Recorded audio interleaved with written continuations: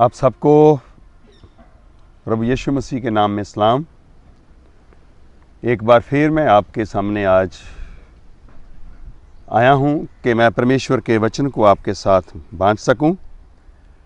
और इस वचन को आपके पास पहुंचाने तक जो भाई जतन बब्बर और उसका मसीह परिवार चैनल जो काम करता है उसके लिए भी मैं परमेश्वर का मैं धन्यवाद देता हूं और यही दुआ करता हूं कि ये संदेश जो आपके पास पहुंचे,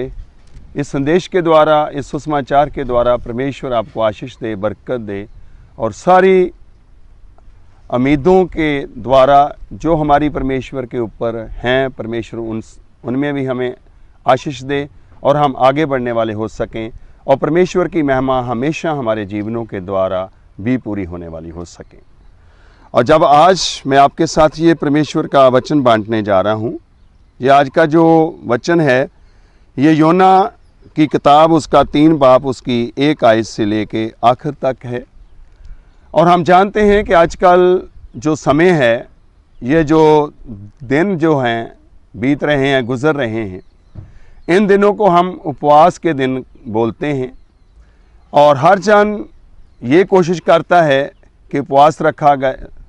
उपवास जो है वो परमेश्वर की हजूरी में रखा जाए और उस उपवास के द्वारा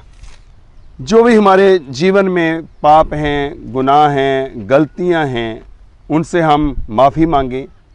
और अपने आप को परमेश्वर की हजूरी में देने वाले हो सकें। और ये जो योना नबी की जो किताब में हमने देखा है कि योना जो कि परमेश्वर उसके साथ अपना अनुग्रह बना के रखता है,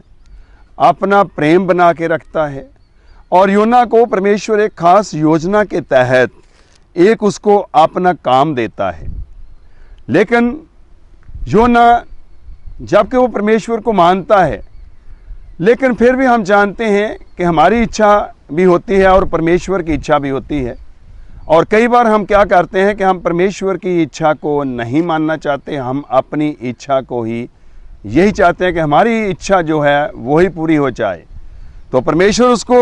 एक काम देता है, एक उसको बड़ा अच्छा काम देता है, वो टास्क देता है कि तू निनवे देश में जाएगा। और जब वो टास्क देता है तो योना उस टास्क को अपने जीवन में उस टास्क को वो लेना नहीं चाहता है। वो उस टास्क के लिए बहाने भी बनाता है और उस टास्क को वो आगे बढ़ाने के लिए अपने आप को परमेश्वर के हाथों में नहीं देता है।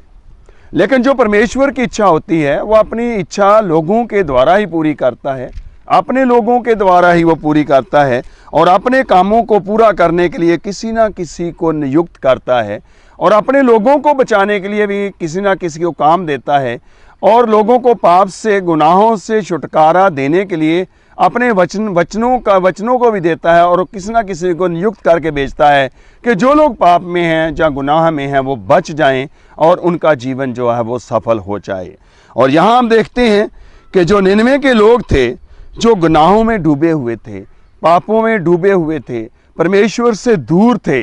और परमेश्वर इसको कहता है कि तू निनवे में जा और जाकर के वहाँ तू प्रचार कर। और जब उसको प्रचार के लिए ये भेजता है तो हम देखते हैं जो बीच में होता है कि वो किसी और जगह पर किश्ती में बैठ जाता है, लेकिन जो भी रास्ते में होता है तो घटना होती है और फिर वो जो है वो निनवे देश में आता है। और जब वो निनवे देश में आता है और जा कर के वो प्रचार करता है, जा कर के वो लोगों को एक संदेश देता है, एक सुसमाचार देता है। और सुसमाचार वो ये देता है कि आज से 40 दिन के बाद ये जो निनवे शहर है ये उल्ट दिया जाएगा, ये तबाह कर दिया जाएगा, ये नाश कर दिया जाएगा। और जब लोग उसके इस बातों को सुनते, जब इस वचन को सुनते हैं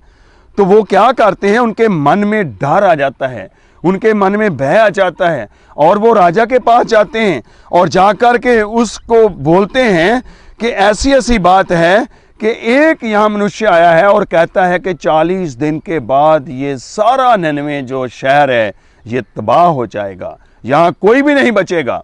तो जब वो राजा भी सुनता है तो वो परमेश्वर की ओर से था, जब राजा भी सुनता है तो वो क्या करता है, वो अपने स्वभाव को बदलता है, अपने जीवन को बदलता है और सारा देश एकता करता है और कहता है कि हम उपवास रखेंगे, हम परमेश्वर के आगे दुआ करेंगे, उपवास रखेंगे कि उपवास के द्वारा शायद परमेश्वर की जो कहर है, जहाँ परमेश्वर के मन में जो गुस्सा है वो हट जाएगा। तो उन्होंने, लोगों ने उपवास रखा। जिस हम उपवास की बात करते हैं, उपवास का मतलब है अपने गुनाहों से पश्चाताप करना, सारी बुरी बातों से पश्चाताप करना। और उन्होंने उपवास रखा और उन्होंने टाट ओढ़ा और सब लोग बैठ गए। और यहाँ तक उन्होंने उपवास रखा कि उन्होंने अपने जानवरों को भी कुछ खाने को नहीं दिया, कुछ भी पीने के लिए नहीं दिया। मतलब हर इंसान, हर जानवर, बच्चों से लेकर बुजुर्गों तक उन्होंने उपवास रखा। आज हम उपवास की बात करते हैं, लेकिन उपवास हमारे लिए बहुत ही ज़रूरी है। वचन हमें सिखाता है कि जब हम उपवास रख के दुआ करते हैं और सच्चे दिल से दुआ करते हैं तो परमेश्वर हमारी दुआ को सुनता है, परमेश्वर अपने इरादों को बदल लेता है, परमेश्वर हमें अच्छा इंसान बना देता है और परमेश्वर हमारे मन से, हमारे शरीर से जो बुराइयां हैं उनको वो दूर कर देता है और हमें एक अच्छा इंसान बना के अपनी महिमा के लिए वो इस्तेमाल करता है। और ऐसा यहाँ हम देखते हैं कि जब योना ने वो उपवास किया, मनुष्यों ने भी उपवास रखा, तो उन्होंने क्या किया, जो भी उनके पास गाय थे, बैल थे, बकरियां थे, अन्य पशु थे, उनको उन्होंने कोई खाने के लिए और पानी पीने के लिए नहीं दिया। एक ही बात कहते रह गए, हे परमेश्वर पिता, इस कहर को हमारे से हटा लीजिए। हे परमेश्वर पिता, अपने भड़के हुए गुस्से से हमें बचा लीजिए। हम पापी हैं, हम गुनाहगार हैं, हमने बहुत ही गलत काम किए हैं। हम तुझसे यही विनती करते हैं कि हम इन पापों से छुटकारा पाना चाहते हैं। तू हमें पापों से छुटकारा बख्श और हम तेरे नाम में रहेंगे, तेरी सेवा करेंगे, तेरी आराधना करेंगे और तेरे साथ जुड़े रहेंगे। और जब हम देखते हैं उन्होंने ये चलाया और जब उन्होंने अपने सारे गुनाहों से पश्चाताप किया, और सबसे बड़ी बात जो परमेश्वर को अच्छी लगी, और परमेश्वर ने अपने इरादे को बदल लिया। कहने का मतलब है, अगर हमारे जीवन में भी पाप हैं,